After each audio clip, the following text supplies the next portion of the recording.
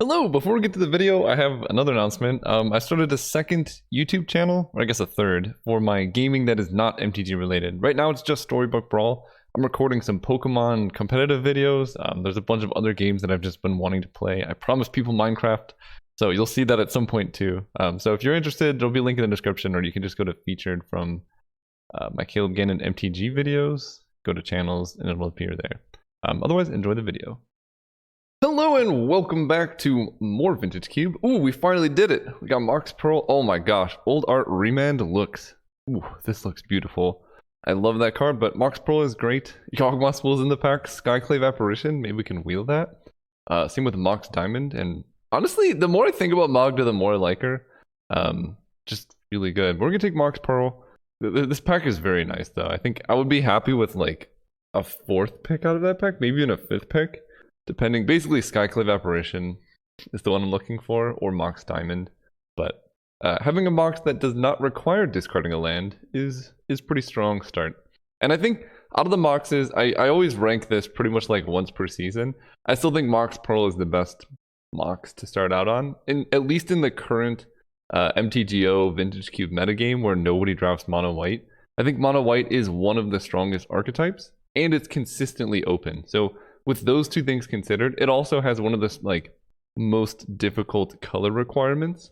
There's a lot of like 2-mana double white cards and stuff. With all those things considered, I feel like this is the best Mox to start on. Obviously, like highest power level is probably the blue Mox, but Containment Priest, I don't think I'm gonna take.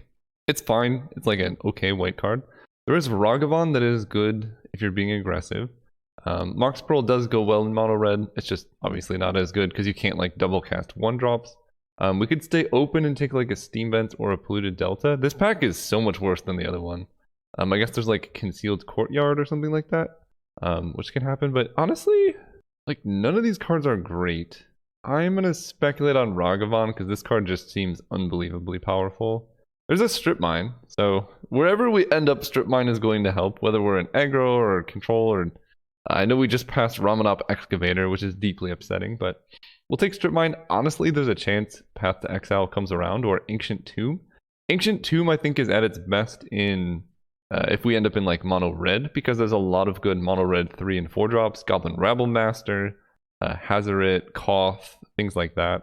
Whereas mono white really lines up better at like 1, 2, and 3 mana. So Ancient Tomb, I would still play it in mono white most of the time, but yeah, see. Chandra, Hazoret, and things like that are just much easier to cast that way. I'm probably going to take one of these. I don't know which one I like more. I think Hazoret has a higher chance of coming around though, so I'm going to take this Chandra and see what happens there. There's a Taiga, Teething Song Through the Reach, Monastery Mentor, Collective Brutality is okay. I think I'm going to take Taiga and stay open a little bit. Red-green is one of my more favorite archetypes. Just like going big. Ooh, Seasoned Parmancer is good. Going big, like playing Pelucranos for value. Although I think Pelucranos is not great, but having like Mana Elves and then the really strong like Tireless Tracker, Questing Beast and things like that with like the red-green shell just really helps you beat down. But we're going to stay mono red for now, and Powermancer is just really good value. Oh, they finally added Robber of the Rich. Oh, I'm so happy. This card's insane. So it's 2 mana 2/2 Reach Haste, and then when it attacks, if the other player has more cards in hand than you can exile the top card of your library, and then you can cast that every turn you've attacked with a rope. So it's just very good. A 2 mana 2/2 haste is a good like base rate. I think I like that more than the Swift Spear. There's also a chance Swift Spear comes around. And honestly, I'm looking at this Birds of Paradise, and it would be really sweet in this deck. But I think, well, would it be sweet in this deck? No, we're gonna stick to red. Cutting red seems like a good strategy. See, we could have taken Nissa. I don't know if this is an Inferno Titan deck, but it's definitely not a Nissa deck, so I guess I'll take it. There's our Magda, so we did not get Mox Diamond, and someone took the, I don't remember the name, but it's the white card that exiles permanents. So white is probably not open, so our Mox Pearl is just going to be a colorless Mox most likely. I'm okay with that. The question is, do we want Magda or Inspiring Vantage? I think I want Magda. I have a Mox, so I can cast it turn 1. And because our curve is a little bit top heavy-ish, I feel like the treasures will be pretty relevant. When your deck's like all 1-drops, the treasures don't matter as much. so you don't have to worry too much about them. Here's the shield breaker. So Silverblade Paladin did come around, but like this, I think we want Hazoret out of this pack. Okay, Hazoret came around. There is also a Stomping Ground, but I think at this point, like, we're quite decidedly mono red most likely. The Taiga will help if we get like an Ancient Grudge, because that card is very good. Yeah, I'm gonna take Legion's Landing, I guess. I don't know. Someone like just took the white card, but it's good. Skyclave Apparition, that's the name. But that card's good outside of wow. That card's good outside of aggro. Like you could just play it in so many different decks. So there's Urza's Saga. This one, I mean, it's just a colorless land that can do a bunch of stuff and then grabs our Mox Pearl. I don't hate it. Like, it gives you 2/2/2s. It's a bit slow, so you kind of want to cast it in the late game, but any land that gives you that much value is definitely worth considering. I don't think we're in the Lotus Petal regime. We're not that fast. Our curve is a little bit like 2s and 4s. If we had all 1-drops, I would consider it. Siege Gang is a bit slow, and Banefire is just okay, but I think Urza's Saga is just an absurd magic card. There's the Smuggler's Copter to go with our Magda. So that's pretty good. I would like to find at least one more, like 1 or 2, 0 or 1 mana artifacts, just so we like don't miss out on Urza's Saga value. Palace Jailer is very strong too, by the way. Everyone misreads this card, so when it enters the battlefield, you exile target creature an opponent controls until they become the monarch. So if they kill Palace Jailer, you still keep the creature still exiled. It doesn't matter if he dies. It just matters if they become the monarch. And if you're an aggressive deck, it's just so unlikely that they'll get the monarch back that you just kill them. I don't know. There's our Wasteland. So this is basically how you want mono red. You want all the utility value lands. Given that we got like last pick Monastery Swiftspear, I think Eidolon is just going to be coming around and not playing this. I don't know if I'm gonna make Urza Saga work, considering we just got like a bunch of good value. Ooh. This card's so good. I think these creature lands are so strong. This is essentially Celestial Colonnade. It taps when it attacks, which is like a little bit worse, but most of the time in mono white you're not really holding up counter magic, and it essentially just costs 1 more mana to activate, plus it enters untapped in early turns. So you can play like a Thalia off Cave of the Frost Dragon on turn 2, and that's just really strong. We're gonna take a Char. This card is fine. It does do a lot of damage, but it's not my favorite. Here, I think I'm going to take Lightning Strike. What is this? 4 mana, you become the monarch. You may put a land card from your hand onto the battlefield, or if you're the monarch, you can put a creature from your hand onto the battlefield. Ooh, okay, it's like Eureka, but a bit spicier. I do like that. We're just going to take the burn, I think. We have Mizium Mortars. Yeah, I don't think I have enough burn. And I think the creature should come around, maybe. I love Phyrexian Revoker. Just shuts down everything. You know, they play a Signet, you Revoker it. It's like a 2-mana Stone Rain. Really combos well with Strip Mine and Wasteland to just completely lock your opponents out of the game, which is what you want to do in mono red. Oh, Chain Lightning versus Glory Bee. Oh, this is hard. My favorite dragon friend versus this beautiful magic card. So we have Mox Pearl, Smuggler's Copter. I am running Hazoret. Glorybringer's so good, but so is Chain Lightning. And I have Robber, Swiftspear. Ragavan gives me treasures, so that way I can cast Glorybringer easier. I think I'm going to keep a low curve here, and there's a chance Glorybringer comes around. It would be insane if it did, but there is a chance. This is a pretty good Runaway Steamkin deck. My deck has all this red mana. Given this, it's possible I could play Inferno Titan. Old Border Dismember looks absolutely beautiful. So it's almost like they should have just kept the old border. It's weird. Although there are some cards I like in the new border. Some of the artifacts look pretty nice. Like this is a really clean look. So I like both of them, really. Basically, I just like everything about the art and like aesthetic of Magic cards. So I will continue talking about it at length. There's a Banefire. Honestly, this could be a Light Up the Stage deck. I don't typically love this card, but we have quite a bit of early aggression, so like this could be fine. Direfleet Daredevil is also pretty good, but the problem with this card is it requires them to have cast spells, and the goal of our deck is to prevent our opponents from casting spells. So let's just take that, take this. We get a whole nother pack, don't we? That's actually out of control. I don't ever see a world where I'm playing Pyroclasm, but I guess I don't want to play against it. If we can get the red 1-drop, this would be absurd. Like, we have essentially a yeah. Alright. We have essentially a completed deck, and we're only in pack 2. This is the benefit of like finding and drafting the open lane. You just get everything. Oh my gosh. Okay. Why does nobody want to draft red? This is out of control. I know there are still going to be people in the comments like, man, Caleb always forces mono red. And it's like, if you call this forcing mono red, I don't really know how to help you. So, we have a decision. Porcelain Legionnaire, one of the best red creatures. I say that ironically, but also unironically.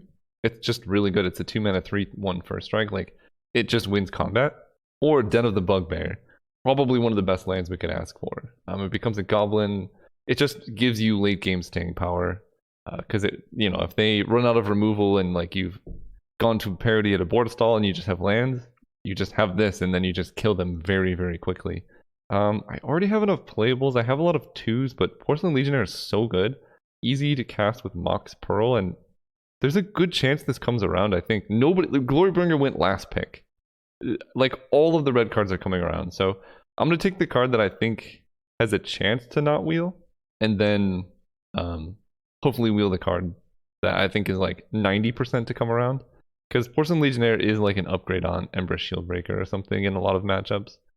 Here we have Chromox, Ancient Grudge, and just like a Wooded Foothills. I could take Wooded Foothills to splash an Ancient Grudge, but I think I just like this Chromox, right? Just being a little bit faster. Yeah, I'm gonna take Chromox. I think the whole point of red is to be fast, and any card that does that is ooh, this card looks nice. Just enjoying all of this. Yeah, Megas of the Order seems, I mean, I might lose to it, but it seems really bad. We're just gonna take the burn, I think, over Avalanche Riders. I didn't get the Ancient Tomb, so it is harder to cast. I don't want to, maybe I do want to main deck that Shieldbreaker, I'm not sure. Right now I'm considering like this, and I have 21 playables, a lot of 2-drops, which means my curve is really strong. Yeah, I'm gonna take the Incinerate. I think Riders is just gonna come around, so here's a Flametongue Yearling. I think I might start this in the sideboard because some matchups, this has to do damage to a creature, and some opponents just aren't going to have creatures. So it like, you run the risk of it just not doing anything. Wow, Shrine of Burning Rage. Thundermaw Hellkite. Yeah, this is the you get everything mono red deck. Mishra's Factory, Koth of the Hammer, Hellrider, Stonecoil Serpent. At this point I feel like Urza Saga is a bit slow. I could just replace it with a Mishra's Factory, and this just makes it so unlikely that I flood. I'm deciding whether that is better or these 4-drops. I think Factory, these are gonna come around anyway, so like, oh, okay. I think I literally have like everything you could ask for. There's the Fire Blast. Tubby Dragon, I love you. You're beautiful. But we gotta send you to someone else who will play you. I don't think he's good in Vintage Cube. Unless you're playing specifically like blue-red Counterburn. Where you have like a lot of remands and stuff. Because basically, he's good when you can attack with him and then cast Remand or Mana Leak off the treasure he generates. If you're just like attacking for value, it's not so good. Take that. Den of the Bugbear came around. Honestly, this Fire Blast might be hard to activate. It's a good problem to have for sure. There's the Ancient Grudge. We can sideboard. I think I literally got every single red card in this entire draft. Or at least the ones that I wanted, right? I don't know how a deck or an archetype could be more open than this. I might not main deck this Glorybringer. Again, I could bring it in against opponents who don't have creatures and just run Avalanche Riders to be more proactive for now. This is disgusting though. Like, oh boy. We'll take a Loyal Warhound gives you a Plains, specifically basic Plains. He is adorable. Look, look at all the folds. He's like a Sharpei Hound type thing. I love it. He's also absolutely enormous. I just realized. I'll let someone else have Past in Flames. We're gonna take Riftwing Cloudskate. There's our Thundermaw. Yeah. What is going on here? Actually, I'm gonna take Hellrider over Koth because someone in my YouTube videos actually made a comment that says I very much overvalue Koth, and I thought about it and I was like, yeah, I think I do. I think here's what happened. So I love Koth. He's one of my favorite planeswalkers. And one of the first decks I've made for like competitive Magic was Big Red around the time Jace the Mind Sculptor was legal in Standard. It was a horrible time to get into Magic, but that's when I joined. And my favorite thing was it was like you played Koth of the Hammer, and then you played all these proliferate cards like Tezzeret's Gambit and Volt Charge. So you'd play Koth uptick, and then you would like play a proliferate card, and then you would just ultimate Koth and kill them with your mountains. And like that was hard for the decks to deal with. I think overall it was still worse than just playing like Chase the Mind Sculptor, but it was a really sweet deck at the time. So that's probably why I love Koth more than I should. I think we're gonna start with Shieldbreaker in the sideboard. Light up the stage costs 1. Oh, I don't like Imperial Recruiter here. Although I could start with Hell Rider in the sideboard. Do I like that or Avalanche Riders more? I guess is the question. Maybe Hell Rider is better than Avalanche Riders because I have some creatures. Although I am all in on the mana denial. I like the mana denial aspect. That just seems fun. And this is definitely a 17 land deck because we have just all these utility lands. So it's really hard for us to flood. Why did it give us a plains? Oh, the Legionnaire. So right now we have 1, 2, 3, 4, 5, 6, 7, 8, 9, 10, 11 mountains. That's probably enough for Fire Blast. We are going to run into some weird situations where like we can't quite Fire Blast, but I think that's fine. Chromox makes us a bit faster. Yeah, this deck is disgusting. I could see, I mean, there's a million different ways to build this. Like maybe we want, actually, I think I like Banefire more than Mizium Mortars because it can go face. So I'll make that change and then run the same. We have Ancient Grudge Taiga, so like we are very set up. See you guys round 1. Oh, right, we're playing against Chaz Master. We're on the play. Poor opponent. Mox Pearl, Den of the Bugbear. We have a lot of burn, but we don't have anything proactive. I think I'm still going to keep this because if we just draw like a creature, we're going to be in good shape. And go with Den. And do I want to hold up Incinerate? Yeah, I think so. They spend their turn killing my Mox Pearl, that's fine. If they go like turn 1 Black Lotus Time Twister or something, I'll be happy I played out the Mox Pearl. Ooh, could this be the mirror match? Well, this hand's really good for the mirror. Soulscar Mage, excellent. I hope they just have Burst Lightning and then we get to save our Soulscar Mage with Incinerate. Den cost 4 to activate. So here's the situation again where this card's just absurd, right? Like, if I spend all this time, use all this burn on my opponent, and then I just start attacking with Den of the Bugbear. Oh, they're playing a Signet. This is not what I thought. Do I want to incinerate their face? Probably not. I do want to dash a Ragavan though. Hit them for 3. Make a treasure. Vanishing Light. Yeah, I'll cast that. You can only cast this until end of turn. Yeah, cast this. White, red. Exile your Signet. Ragavan is a messed up card. Like, oh my gosh. And then it just goes back to hand so they can't even kill him? That's insane. Okay, definitely not the mirror match. I have no idea what this is. Is it Signet? Okay. We draw a land. Honestly, not that bad. You can only cast a card, but I think we're just going to dash Ragavan again. Because I kind of would rather have Ragavan die than Den of the Bugbear. That card is just very good. Let's just attack and see what happens. I imagine this guy's going to die. Okay. Condemn Ragavan. That's okay. Play land. So we're good on lands now. We can activate the Den of the Bugbear. Such a weird name, but I guess that has something to do with Dungeons, like D&D. Here comes Glenalendra. Nahiri the Harbinger exiling Banishing Light? Unacceptable. No, they're probably going to exile Soulscar Mage. Yeah. That's fine. Because we can Bugbear the Nahiri. And I'm just saving my burn in case I do like need to deal with a Planeswalker. Okay, that's quite a bit of burn now. Let's attack Nahiri. And then send the 1/1 at them. I just don't want them getting back their Signet, basically. And I have 4, 5, 6, 7, 11, 12, 13, 14. So I have lethal burn if I just hit them. Oh, they're super dead now. Unless they have some sort of life gain. But Sulfuric Vortex is probably my best draw now. Karn is fine. If they don't make a Karnstruct, okay, they do. That's fine. So honestly, I'm in the point where lands or spell. Okay, there's Sulfuric Vortex. Let's do that. And then incinerate the construct. not playing around Mana Tithe, which I do regret. But now I get to attack their face. And then Vortex means they can't gain life. They have Vortex plus Mana Crypt.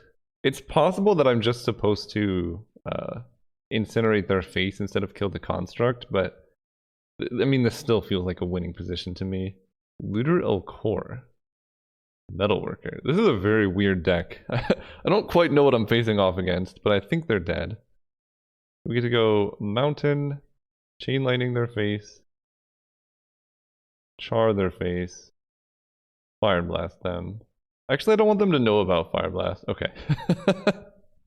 Alright, there we go. So they're playing a lot of artifacts. So let's bring in the old Ancient Grudge Taiga situation. And Ember Shieldbreaker. They are playing quite a few... Let's see. Flametongue Yearling, can you hit Planeswalkers? No, just creatures. Let's see, they're playing...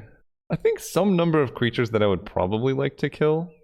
Maybe I bring in Flametongue Yearling instead of Avalanche Riders, but they seem to be a ramp deck, right? So if they're playing Signets and stuff and I just kill everything, how do they even win? I brought in Ancient Grudge. What do I get rid of? Eidolon, Seamkin's good, Robber, Magda, Lightning Strike, Incinerate. Maybe Grudge is just better than Avalanche Riders. And then the classic problem of too many good cards. I don't know what I want the last card to be. Everything's insane. Maybe it's just light up the stage. I could go down on lands now because like my curve is very low. So I could just cut a mountain and bring in Flametongue Yearling, or like bring in light up the stage. I don't hate that. I think I'm gonna play the Yearling because that card's very good. Yeah, I think this seems fine. My curve is so low. I'm running 14 land, but with Mox Pro Chromox, it's effectively higher. All right, we'll do it like that. I'm really going for the flawless victory, you know? Oh. Can I draw a Mox Pearl, please? I'm keeping this hand. So we're just gonna Wasteland turn 1 and then Strip Mine the following turn and then Ancient Grudge their thing and then just win the game. Especially if they don't have a turn 1 play. And I draw Mox Pearl? Alright, good enough. So we start with Strip Mine. Feels like they might have been holding up Mana Tithe. Or I guess maybe Condemn as well. They have blue, so now we get to play our Monastery Swift Spear. Okay, that's a lot. I did go down. I'm playing like literally 14 lands.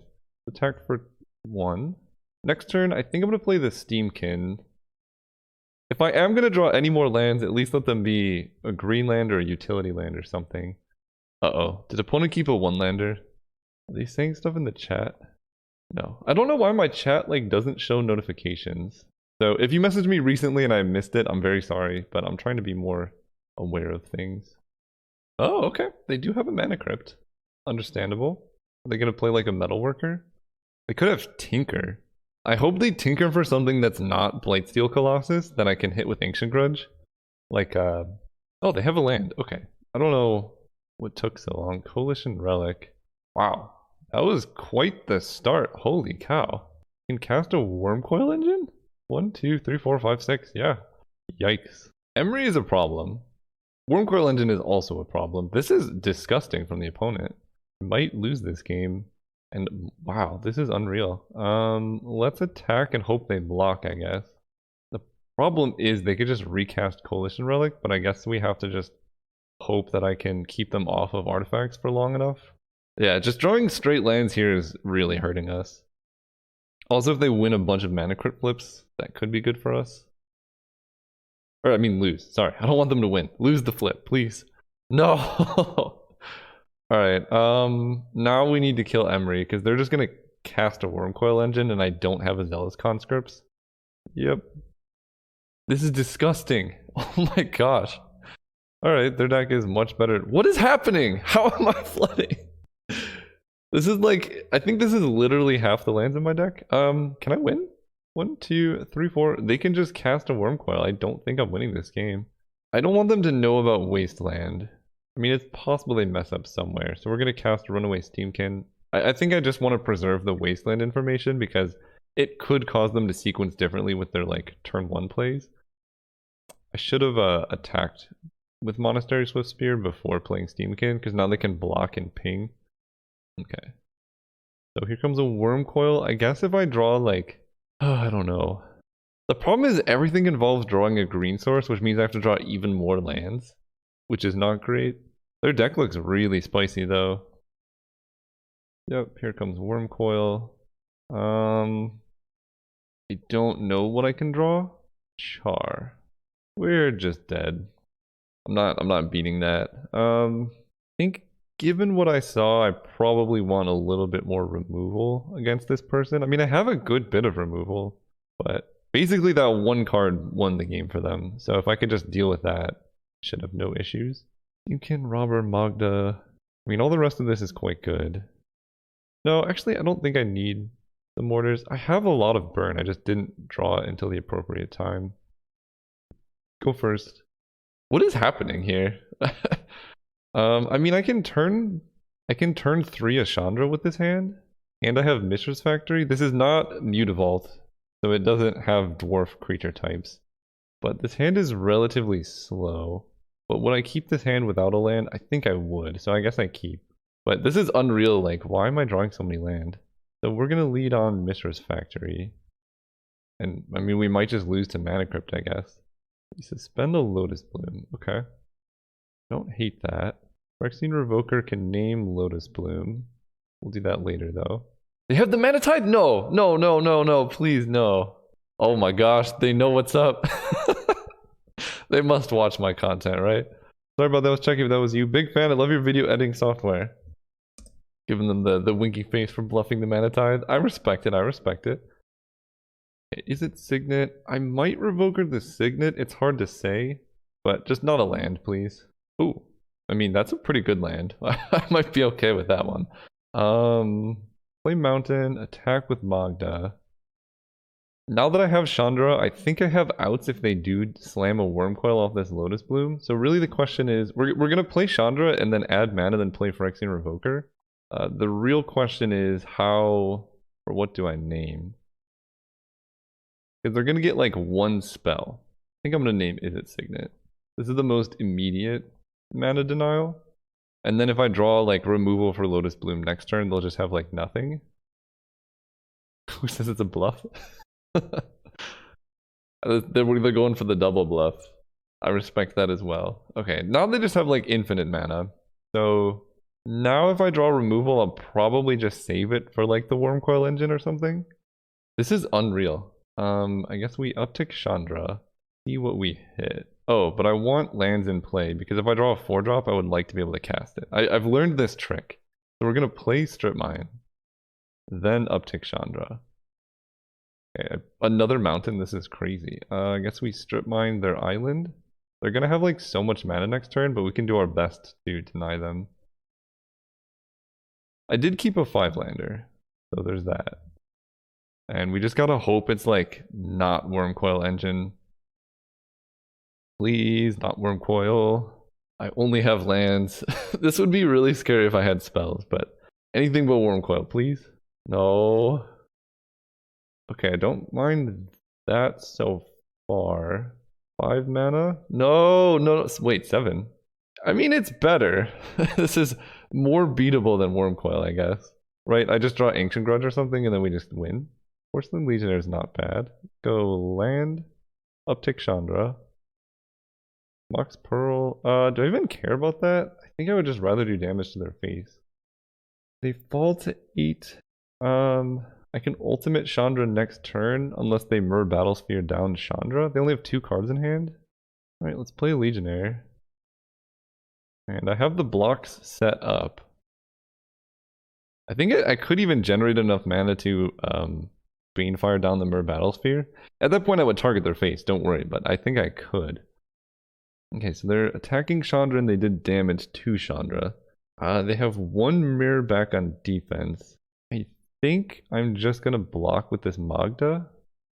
Target assembly worker gets +1/+1. So I can block with Mishra's Factory like Magda Revoker to kill the Myr Battlesphere. I think I'm better off though just blocking like this. Just having more power in play. I don't want to give them access to Is It Signet, because that lets them cast a Wormcoil engine right now. Ugh, okay. That's a really, really big construct. Right, not doing anything here. So Chandra's gonna die soon. That's good. This goes to target creature. So I can kick this twice and kill Urza, and then I will have a pretty big duder in play. I guess let's uptick Chandra and see what we hit. I guess I'm playing this land. Eidolon of the Great Revel. Honestly, I feel like I'm better off just doing damage to my opponent at this point. Right? Putting them to 6 means there's so many things that just kill them. Yeah. Cast with multi-kicker. Kick this twice. Oh, right. I need to do all of this. That's fine. If their last card was the Mana Tithe, then they got me. So we kill the Urza. We don't have any good attacks, but they fall to 6. We have a lot of burn that's in our deck, like we can just draw. They Banishing Light the Chandra. Now we're on hard mode. Okay. At this point, maybe I do trade for the Myr Battlesphere, or I just take the hit off the construct. That seems fine. So they can hit me for 16 off the Battlesphere if they tap all of their Myr, but that is suicide. This is a weird attack. Okay, yeah. You attack with just the Myr Battlesphere and then you tap some Myr. Interesting. So they have 3 blockers. They might play another one. If their last card is Emery, I guess. But I can swing and hit them for a guaranteed 2, and that makes Char and Fire Blast lethal, so I just take this. Yeah, both Char and Fire Blast are now lethal. Hazoret is not. Well, maybe it is. Come on! Okay. That's ridiculous. How can I do this?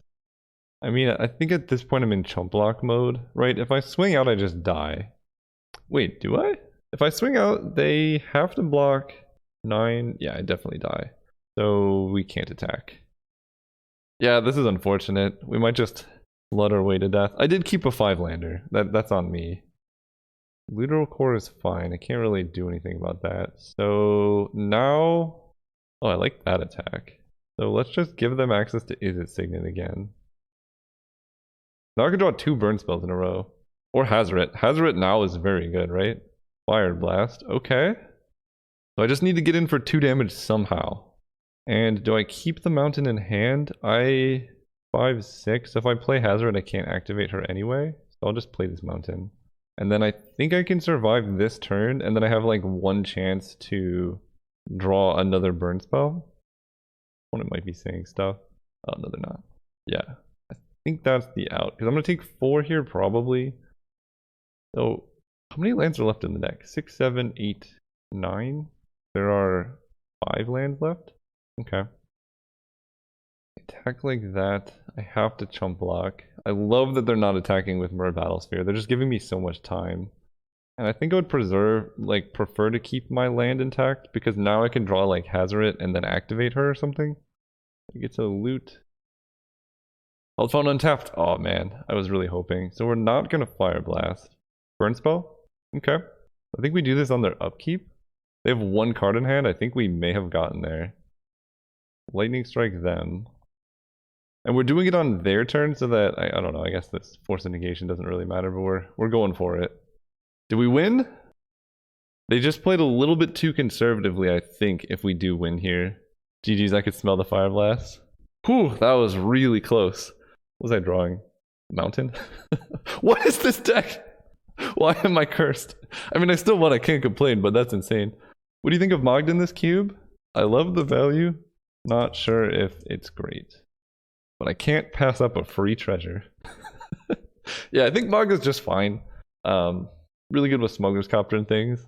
But I just love treasure. See you guys next round. Alright, we're playing against Ood MCMC. We are on the play again. Poor opponent. Again, we have a lot of lands, but this feels fine. We got Strip Mine Avalanche Riders nonsense going on. So I'm here for it. Opponent kept. We're just gonna play the Den of the Bugbear, exposing myself to Wasteland, but honestly, basically, if they Wasteland my Den of the Bugbear, I'm essentially turning my Den of the Bugbear into Wasteland, because it's a 1-to-1 exchange. So like I'm okay with that exchange because I can also then follow up with Strip Mine, and I still have 2 lands left in my hand after this. If they Thoughtseize my Sulfuric Vortex, we're gonna have some amount of trouble. But if they don't play a 1-drop and I get to Strip Mine them, I'm gonna feel really happy with my position. Okay, what deck? Why are you doing this to me? Floating white. Okay, so maybe they have Mana Tithe, or they're just doing it. I think that is, that is the technically correct play. Now they don't have white mana. I draw Chain Lightning. I could Chain Lightning into light up the stage. Till the end of your next turn, you may play those cards. But I feel like this game's going to go a bit longer, so we're just going to wait and land a Sulfuric Vortex next turn. Because if I Chain Lightning into Light Up the Stage, next turn I have to play the Light Up the Stage cards. I don't get to Sulfuric Vortex, and this just gives me so much cumulative value that it's just wonderful. Also, I completely locked my opponent off of white, which just feels good. Next turn I'm going to Avalanche Riders, and it's just game. Oh, don't Banishing Light. Don't do it. Don't do it. Even then I don't care too much, but don't do it. What's the best 3-drop they could play? That one dude who, like, whenever a creature dies, you lose a life and draw a card? I guess that'd be the best? Yeah, alright, well, they took 2, then I get to Avalanche Riders, their thing, and they clearly did not have white mana previously. So that still worked out. Ooh, Wasteland, that'll be good. Riders. This is disgusting, by the way. And then they're going to play a non-basic, and then we're going to snipe that one. Back for 2.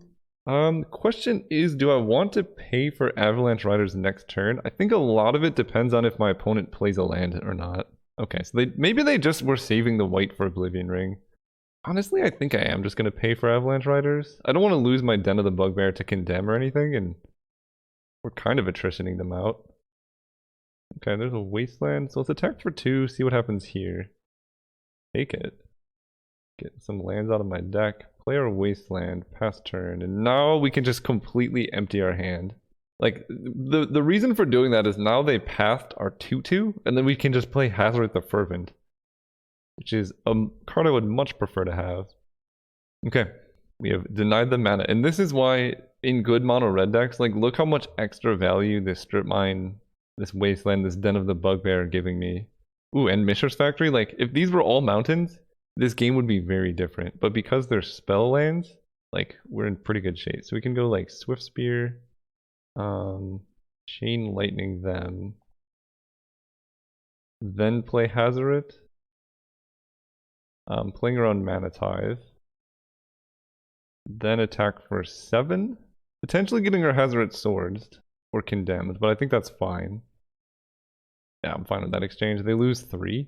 At that point, maybe I'm supposed to light up the stage first, but I kind of wanted to see what they were doing.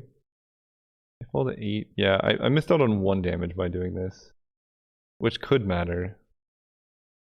Those are good. Char Season Pyromancer, hard to complain about. This deck is so good, oh my gosh. And then, like, yeah, they kill my Swift Spear, I have this. They kill this, I have this. Like, these lands are insane. Oh, Fire Blast? Sure. Add red. Fire Blast you. Then we Seasoned Pyromancer. Then we Char. Why are they floating mana? Okay. This way we could potentially draw a land or something.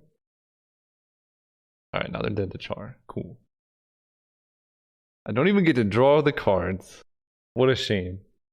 So, our opponent's on black-white, like, mono removal?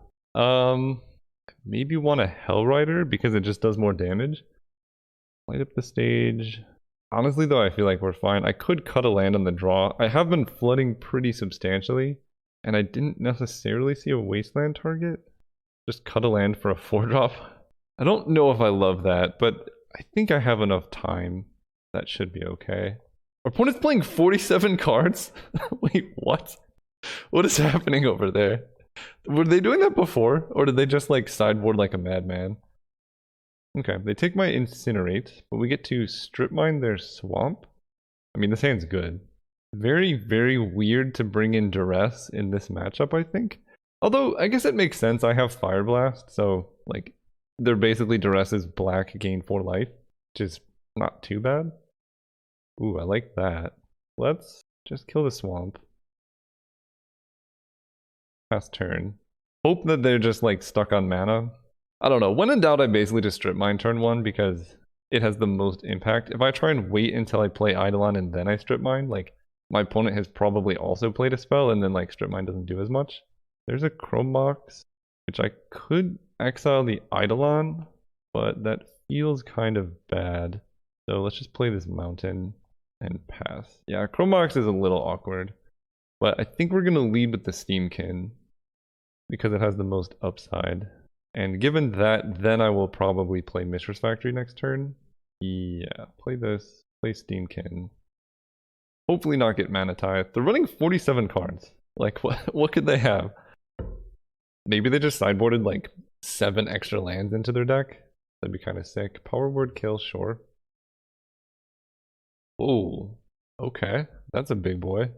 I can Chromox away my Eidolon to play a Hazoret, but then Hazoret still wouldn't even be able to block. I'm taking a ton of damage from this exchange though. I think what I'm going to do is just play Chromox and not use it. That way I don't take damage off Eidolon and it's like I'm missing a card in my hand.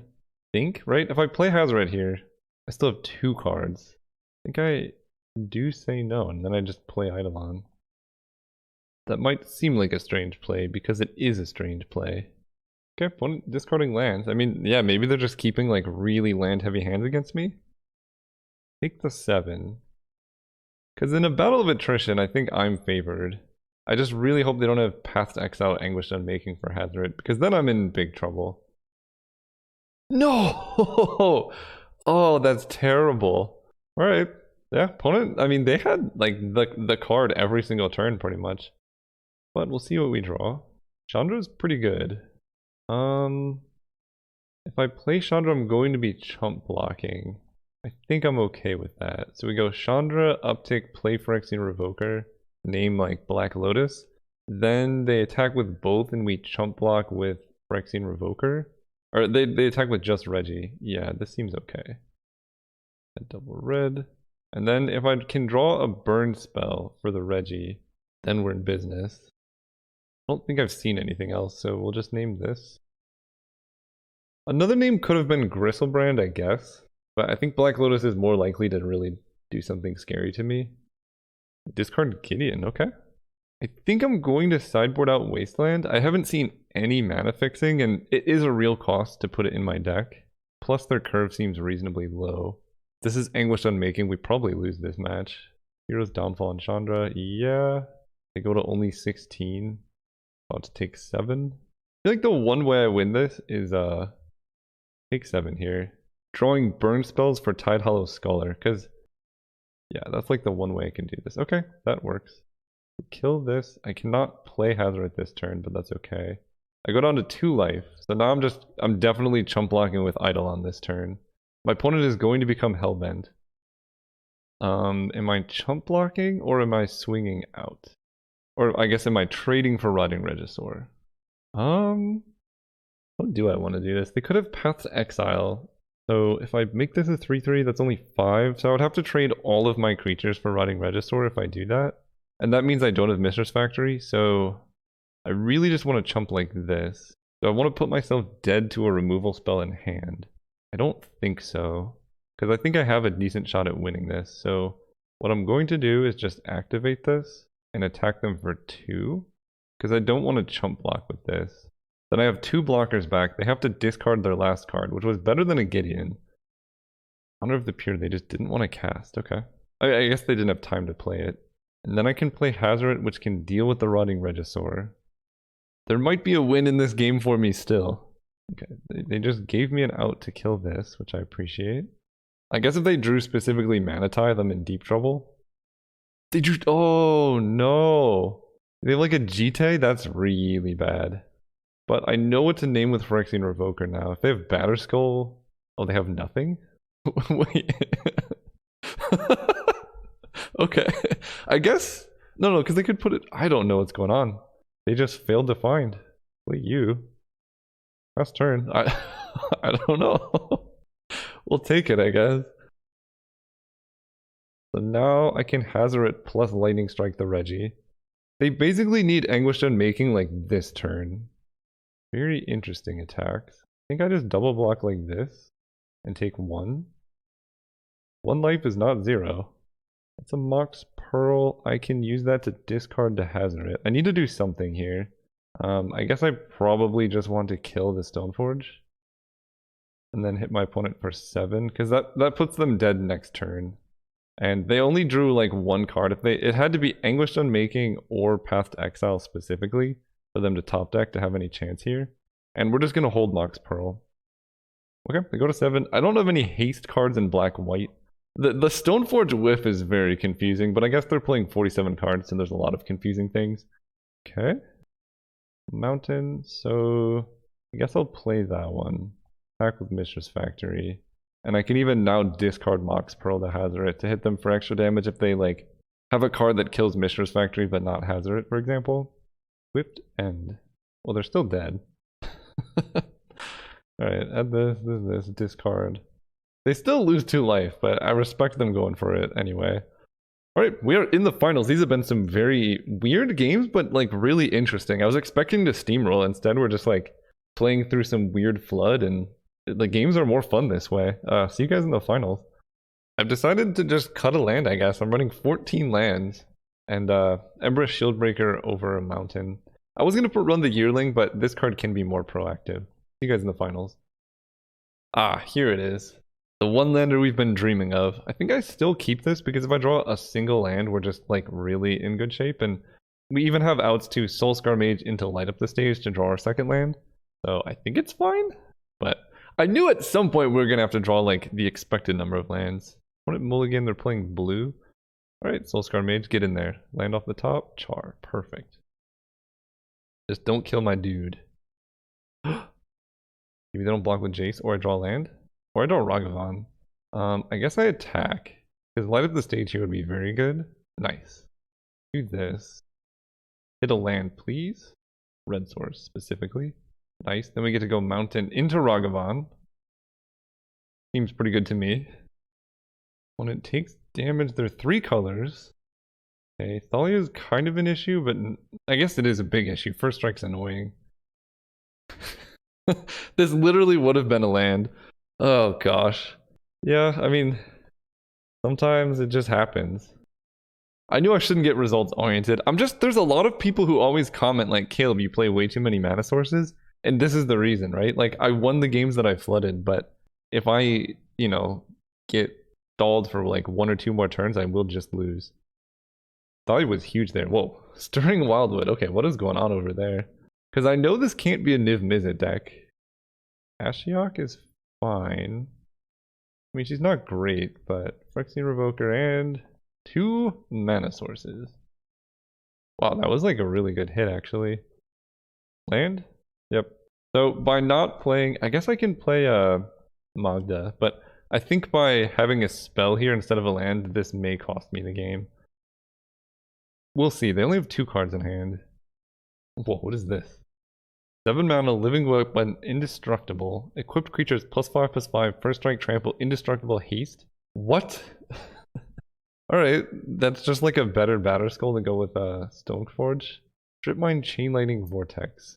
Okay. Overall, I think that increases the land density in my deck now, so we'll take it.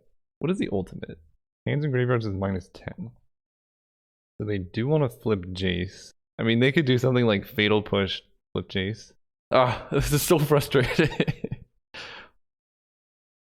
Jace flips. And this is only when he deals combat damage. So with no power, Ragavan has basically no abilities. Except for looking really adorable and kind of frightening. Swords, Magda. Alright, I gained some life.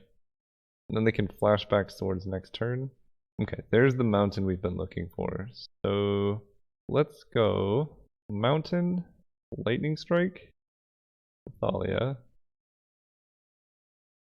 They have days here. We're like super dead. Okay, we'll take it. They have another sword, so let's attack Jace. This is remove 3 counters to add triple red. Okay, so we're going to attack Jace there. Don't really care about Ashiok. I can attack Ashiok there. I think that seems reasonable. How aggressive do I want to get? Because Jace can flashback swords to plowshares right now.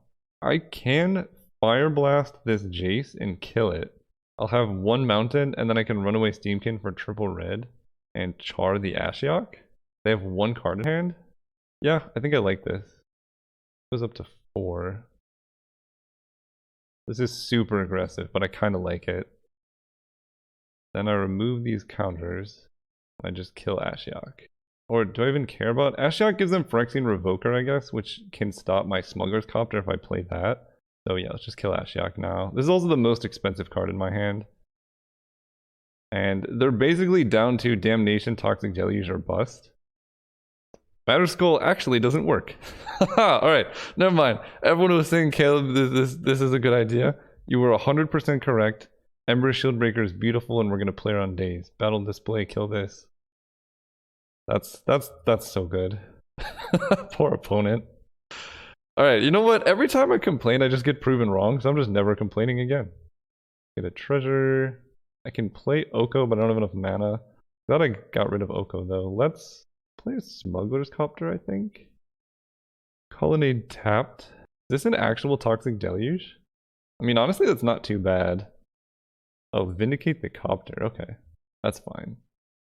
Wasteland, that seems pretty good. So let's play the Shieldbreaker. Alright, 1, 2, 3, 4, 5, 6, 7 damage. Swing out. Repeal. Then I get to go Wasteland. Remove this to add mana. Cast Shrine. And then kill their Colonnade. And at this point, I think I do repeal Ragavan. This plays around some type of board wipe. Because then I could just dash in Ragavan. It also draws me a card, which is pretty nice. So now I don't know what card they could have that could win from here. I mean, like Bribery for Glorybringer, I don't think there's a card in Magic. Well, there is. It's like Ancestral Recall into whatever, but I don't think there's a single card. So this is definitely a good Wasteland matchup. Banefire I like. They just have a bunch of random dorky Planeswalkers that are bad, so we just run it back. Okay, this is more what I was expecting. 4 lands on the draw. Robber the Rich kind of awkward here. I think I mulligan. What is going on? I'm gonna keep this hand. Get rid of Chrome Box. At least I have utility lands, and Wasteland seems just like it could potentially just win a game on its own. Opponent feels like they're holding up Swords to Plowshares. I'm gonna lead on Mishra's Factory. This is Jace. I'll probably kill the Jace. This is Thalia. I guess I'll wait a turn. Mountain. Pass turn. We can block with Mishra's Factory. Seasoned Parliamancer makes all these lands pretty good for us too. Is this just Oko? Oh, this is so tempting. I'm going for it. If they have Swords to Plowshares, it's going to take their whole turn. And if they don't know the secrets, they're in deep trouble. Target assembly worker gets +1/+1. Do you know the secrets, opponent? Oh, thank you. Sniped. Oh, alright, we start with Wasteland. We attack for 2. This is gross. Poor opponent. Then we Strip Mine. We're gonna Strip Mine plus Fire Blast the Jace, and we're gonna play around Mana Tithe. This is an important thing. People make fun of me for all these things all the time, but let's say I just Lightning Strike Jace right now. My opponent has Mana Tithe in hand. They can Mana Tithe my spell. If I first play Strip Mine, then Lightning Strike the Jace, they can no longer Mana Tithe. They can stop me, like, they can, but then it doesn't counter the spell, and then you Strip Mine. Their deck seemed to be more blue heavy, so I guess I'll just take that off. It makes them so far away from Oko, which seems like one of the ways they could get back into this. Is this Mind Twist for 2? I think what else it could be. Oh, Tessigre. Honestly, pretty good on this board. Ooh, I do love me a Shrine of Burning Rage. Okay, so I have a lot of options. If I want to be the most mana efficient, I can Seasoned Parliamancer, discarding... I guess at this point it would be like discarding Shrine of Burning Rage and a Mountain. And then I just have a bunch of burn spells. Otherwise I can just play Shrine of Burning Rage and do nothing. That's really slow though. Let's just do this. Alright, here come the lands. But at least, like, it's enough mana to activate Den of the Bugbear, which is useful. Lesnia's Signet. Okay, they're actually close to casting... No, they can cast Oko this turn if they have him. It's very weird that they have Thalia in their deck. But it sometimes is good against me. I'll take the 4. Yeah, if this is Oko, I'm gonna be very sad. Suspend Riftwing. I'm less sad about that. Let's go... I guess we're gonna miss out on a Mishra's Factory attack because I want to get down to Den of the Bugbear. And it enters tapped now. I think that's okay. Attack them for 3. Kind of interesting they're wanting to race, but maybe they have Batterskull in hand, and they're like hoping they can play Batterskull and stabilize. Because I mean, let's say they play Batterskull this turn, then they equip it to Tasigur, and then they just demolish me. So we'll see what happens. I'll definitely take the hit if they attack. Okay. Oh, that's pretty good. Honestly, I feel like I just go land, swing out. And whatever happens, happens. If they block Magda, all I have to do is incinerate, which is pretty nice. They swords my Pyromancer, that's fine. They have one card in hand. Yeah. 2, 3, 4. I guess actually, let's hold up Mishra's Factory and treasure. Play Chandra. Chandra down tick. They activate Tasigur and they're gonna get back a Thalia. Yeah, I'm definitely. Wow, they were drawing some straight action. You can have Thalia. End step. Riftwing Clodsgate. I do need to save and incinerate for that. I didn't want to give them Stoneforge because they have Keltra Compleate in their deck, I think. Fate's Fetters, okay. Not the end of the world.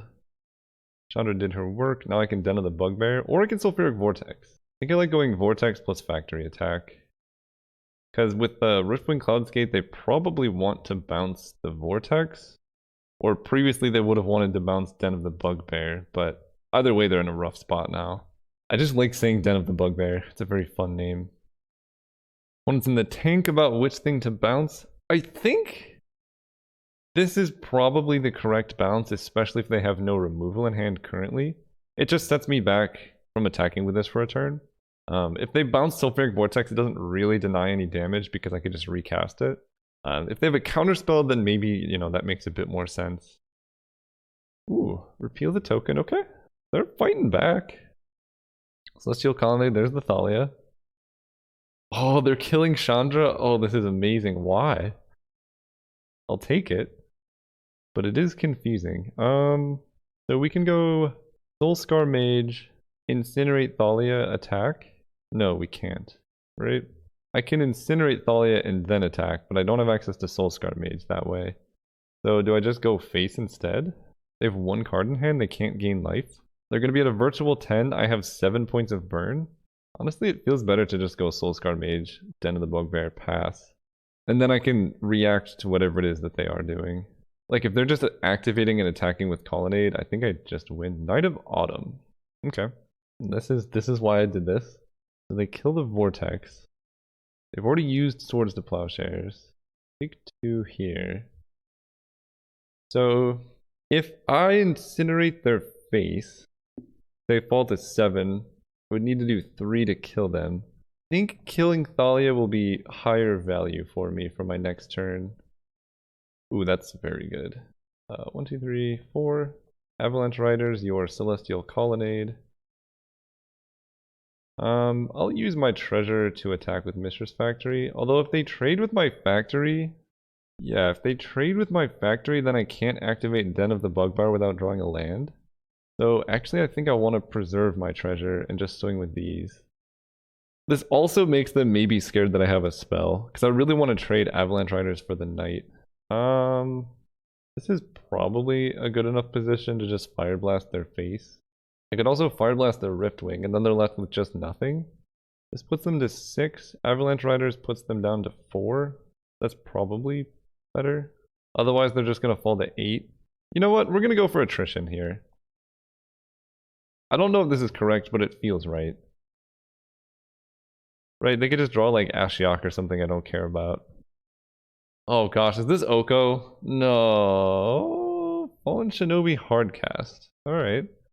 A bit problematic. I think I can't afford to pay the Echo, although this becomes a 3-2. Alright, a little bit aggressive there. Hardcast Fallen... Actually, no, that would have ended up disastrous because they would have bounced it. Yeah, I think this ended up okay. Do I pay the Echo? No. Draw the land. Last turn. I don't think they can attack. Trying to keep track of all their green spells. Right now, white seems to be their main color. So in the future, if I can, I'm just going to blow them off of white for game 3. I think I was just a little bit too aggressive with my Fire Blast. If I just let that go through, it would have been fine. I'm going to go for this. Off my factory. They have 2 cards in hand. I mean, this could go really badly. Yeah, that's a pretty good last card. If I could draw a land here and like attack Oko, that would help, but that is a problematic last. Oh, that's pretty good. That's even better than a land. I'll take it. Yeah, let's attack Oko. Let me think about this. Do I even care about Oko? This is exchange control of something with target creature power 3 or less. If I attack them, they fall to 3, but then they have a bunch of food tokens they can start cracking for life. But then if they're cracking the food tokens, that's okay. If I put Oko to 1, I can just burn him. I don't know, right? They crack the food for life if I do it this way. Then they have to turn Signet into a 3/3. Otherwise, they turn the food into a blocker, block, and then turn Signet into a blocker. I'm gonna attack their face. Also, they can just turn Hazoret into a 3/3. I don't know, maybe this was wrong. Yeah, Hazoret's now a 3/3. I have a lot of live draws, mostly Char, I guess. Oh wow, okay. So they do have a board wipe, that's good to know about. And there's the mountain. Yeah, I think they're gonna take over the game with Oko now. I don't have Burn, he's at a high life total. If they just make Signet into a 3/3, I'm in deep trouble. I think I misplayed this with the Fire Blast, just getting a little bit too aggressive. I guess we get to find out what they Demonic Tutored for. Their green mana is really shaky. Porcelain Legionnaire. You know what? That seems reasonable. If I don't draw anything this turn, I'm just gonna... yeah. Argavan can never beat the Porcelain Legionnaire. Okay, game 3. This could be a good Glorybringer matchup if it goes late enough, although I am on the play. I guess the question becomes, do I want to... oh, I think I like Mizzium Mortars. They had some important 4-drops, although Banefire was a good top deck at any point. Nah, deck's perfect. Alright, round 3, we're on the play. Let's do this. Yeah, I mean, we got the Vortex. They didn't have that many outs to it. They keep 7 as well. This is not the fastest hand in the world, but Vortex into Fire Blast is pretty strong. If they have Thalia on turn 2 again, like that's going to be super annoying. But how many times can they have turn 2 Thalia? Also, Thalia is so awkward in their deck, right? But she does have first strike, like she does deal with my deck. I don't blame them for having her in the deck. Now, it's just weird that she was in the deck to begin with. Alright, well, okay. That one probably needs to die. They're gonna get Batterskull. Oh, they just have it in hand? Alright, well, let's Lightning Strike that. What is it with everyone in failing to find off Stoneforge Mystic? Ooh, I do like Ragavan, but this is too good. And then next turn we can Avalanche Riders their planes, probably? Probably hitting Bayou. Is this Oko? Please don't be Oko.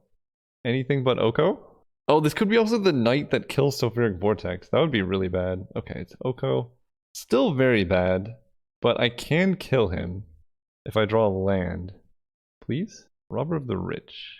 Oh, that works. Yes, we can Robber of the Rich plus Fire Blast, and then we can still play Ragavan. Whenever this attacks, if they have more cards in hand than you, exile the top card of their library, you may cast that card. Okay, so let's play this.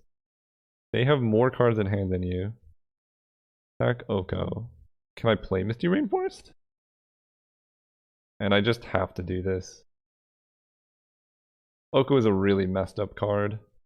And we play Ragavan. And hope they don't have the board wipe. Because if they don't wipe the board, I get a hit in with Ragavan and can start making treasures. I think we'll be in okay shape. Okay, it's just a Signet for now. Now is it the Knight of Autumn? They just had all of their green mana. Alright, goodbye Vortex. Now I need an untapped land. Untapped. Honestly, it's worth it. Cast this. Exiling Avalanche Riders, who I can just never cast. Incinerate the Knight.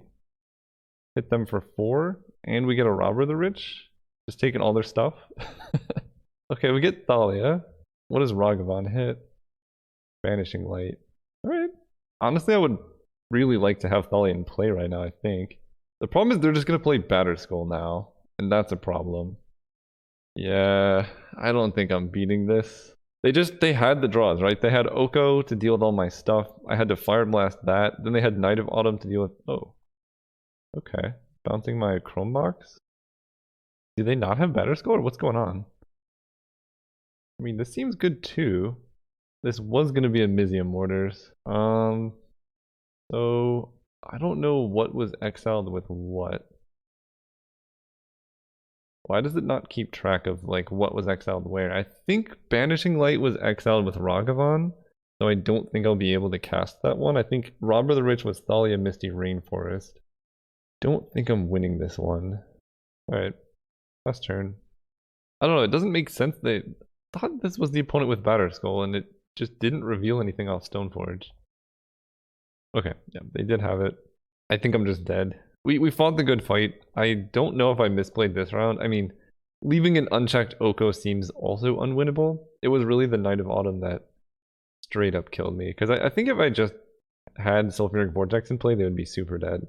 So I'm gonna take my draw step and then probably tell my opponent GG's. Yeah.